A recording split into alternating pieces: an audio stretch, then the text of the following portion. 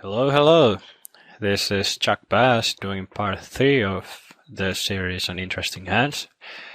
I am recording live at the Isle of Man, where I'm visiting the PokerStars headquarters, and this makes me believe that this might be the first ever poker educational video that has been recorded on the Isle of Man.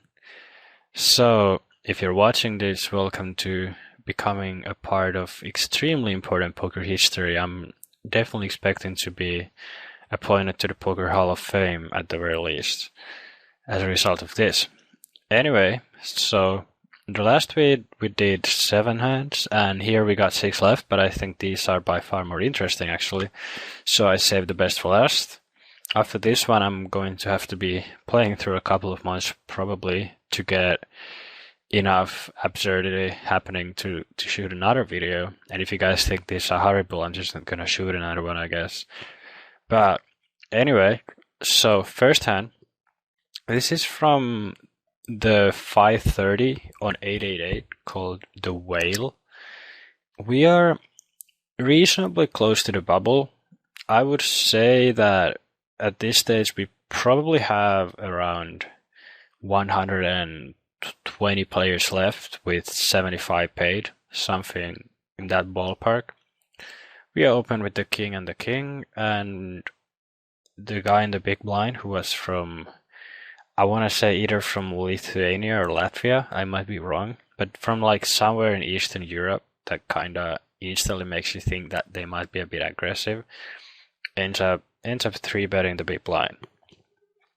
Now, possibly the most interesting part about the hand comes right here. His sizing here is extremely polarizing.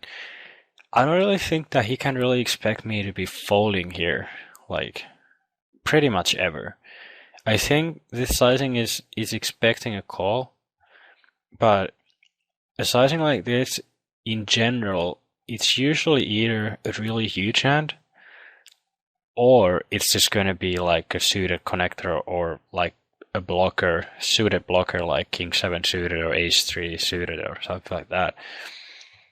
So I really am not a fan of his sizing in general. It's like my style is a bit different. I kind of don't like polarizing my ranges that much because it's always kind of so transparent and sort of easy to play against. But each to their own, but what's important here is that what should we be doing? I had basically no history with this guy. I know it says 119 hands, but like I had only sat down a few hands ago in this table, so I had just like done absolutely nothing.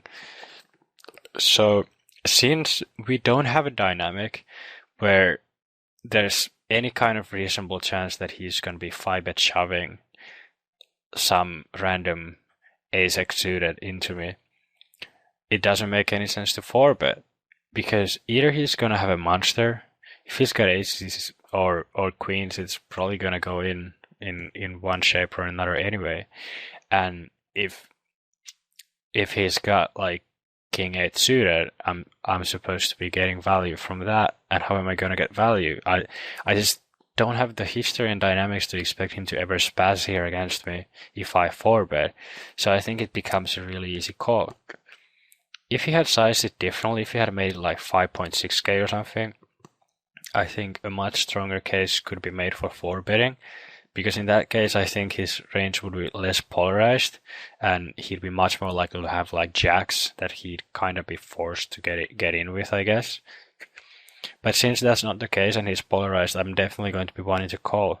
There's a pretty strong chance that he's just going to be drawing almost dead with his hand right here, but there's just no chance I'm going to get value from it.